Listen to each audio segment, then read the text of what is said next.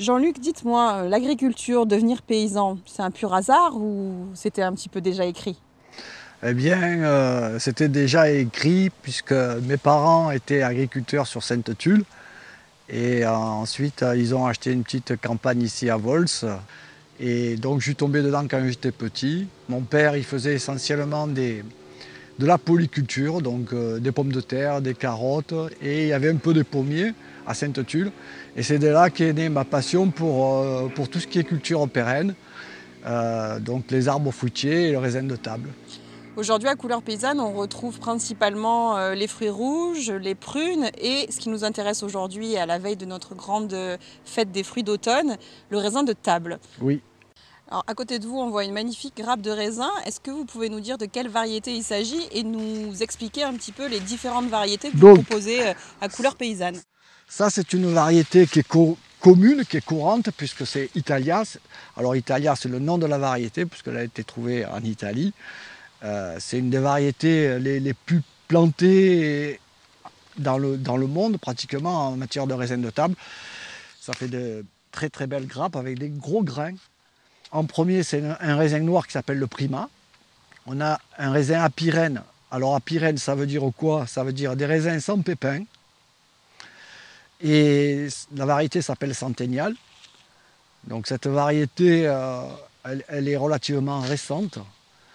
Toute la gamme des raisins à Pyrène est relativement récente, puisque c'est issu de croisement avec des raisins de Corinthe au départ. Le raisin de Corinthe est à Pyrène. Donc après Centennial, on enchaîne sur une variété qui s'appelle Exalta. Alors Exalta, c'est quoi? Eh bien c'est aussi une variété, mais avec une apyrinie partielle. C'est-à-dire elle n'a pas de pépins, mais elle a des ébauches de pépins.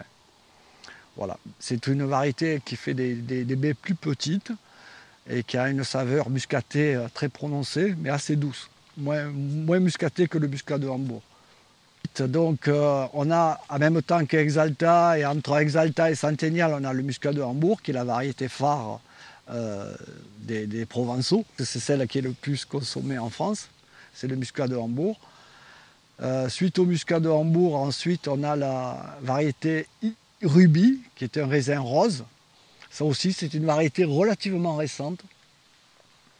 Et ensuite, on a le muscat d'Alexandrie, qui arrive en dernier, qui est un raisin blanc.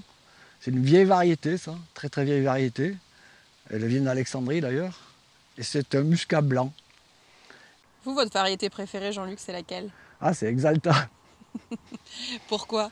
Bien parce que, bon, elle est très sucrée, mais c'est pas ça. C'est parce qu'elle a un goût muscaté, qui se rapproche du muscat de Hambourg, mais moins prononcé, plus subtil. S'il y avait justement un mot, deux mots, trois mots qui résument un petit peu ce qu'est pour vous être paysan, être agriculteur aujourd'hui, ce seraient lesquels, Jean-Luc?